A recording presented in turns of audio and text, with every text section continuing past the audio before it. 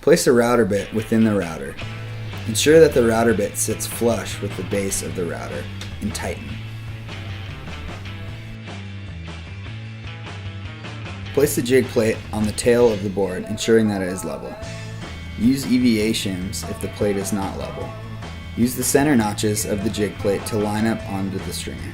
Use the notches on the inside of the jig plate to line up with the shaper's desired fin placement.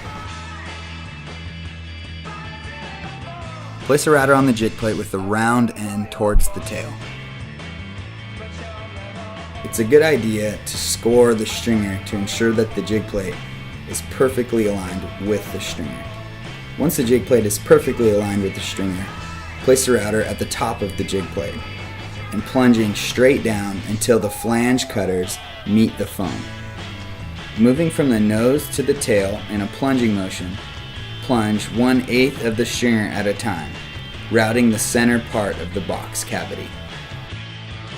If the board has significant rocker or concave, it might be necessary to route the box 1/8 deeper to allow the box to sit completely flush. Once the center part of the box is completely routed, blow any dust or debris. Place the router at the front of the plate and plunge to the desired depth of the flange, which should be about 1/8 to 3/16 deep. Then lock the router into place. Slowly pull the router towards the tail, routing the flange cavity.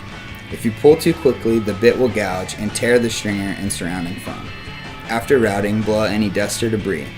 Dry fit the route with a box and demi-fin prior to removing the jig plate. Reroute if necessary.